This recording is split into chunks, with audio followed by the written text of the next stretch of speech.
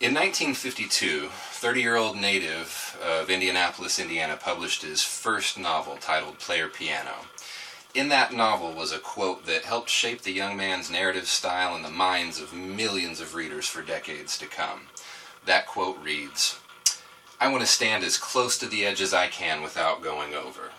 Out on the edge you can see all the kinds of things that you can't see from the center. Big, undreamed of things. The people on the edge see them first." Kurt Vonnegut Jr. Was a creative powerhouse out on the edge for over 5 decades, all that time telling us of the undreamed of things he observed with his unique and fantastic perspective. I've personally read many of his novels and several of his short stories, but a lot of the information that I'll share with you today I actually learned from informational sources on him personally, like the Kurt Vonnegut Memorial Library at www.vonnegutlibrary.org. Today I'm going to share with you his life up to 1945, then the early years of his professional writing career, and finally the renaissance of his career between 1980 and 2007. In the beginning, the Vonnegut family story looked a lot like the American dream. His father was a successful architect, his mother came from wealth, but life changed dramatically around the time of the Depression. His father's business dissolved, and the family lost virtually everything, including their home. Kurt Sr. Developed a Great Depression of his own, and his mother became an alcoholic, and around this time, Vonnegut started to develop the dark humor and cynicism that became his hallmarks for the rest of his life. 4 years into World War II, a 20-year-old Kurt joined the army and shipped off to Europe, where he was almost immediately captured in the Battle of the Bulge. For 3 years he was held as a prisoner of war until February of 1945, when he and several fellow soldiers were accidentally liberated by the American and British forces during the bombing of Dresden. For weeks following the bombing, his job was to burn the remains of the deceased, which marked him for the rest of his life, although it did lead to his literary masterpiece, Slaughterhouse-Five.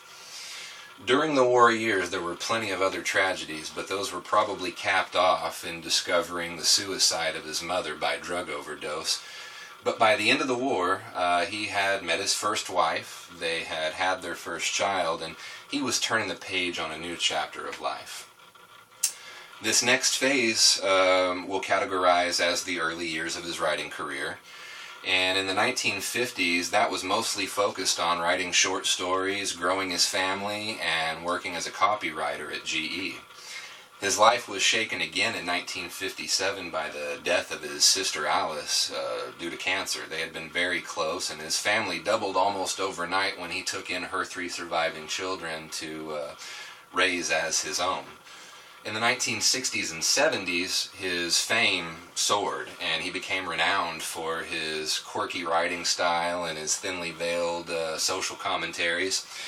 With books like 1965's God Bless You, Mr. Rosewater, Vonnegut took on topics like capitalism and greed, not so much in a heads-on sort of way, more of a sneaky around-the-back mode.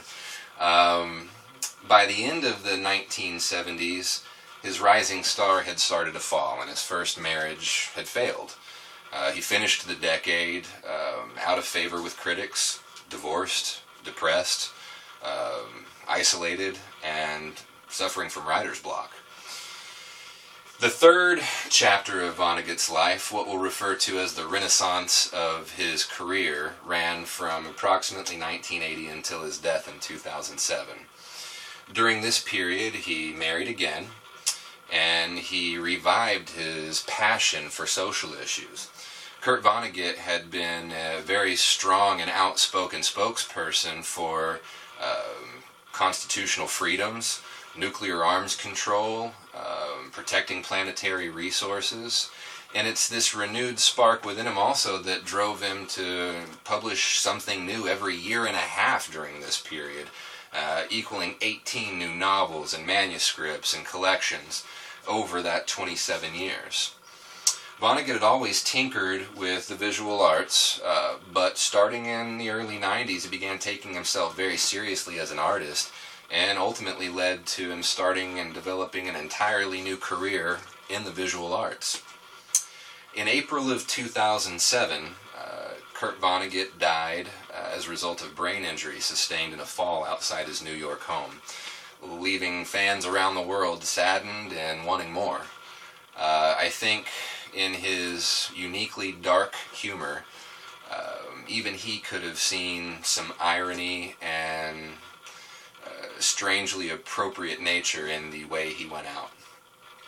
To close, I'll leave you with something that Kurt Vonnegut had said, which was, "The arts are no way to make a living. They're a way to make your life more bearable. Practicing art, no matter how well or badly, is a way to make your soul grow, for heaven's sake." There's been plenty of times where his perspective has made my life more bearable, and I certainly hope that you discover his art for yourself as well.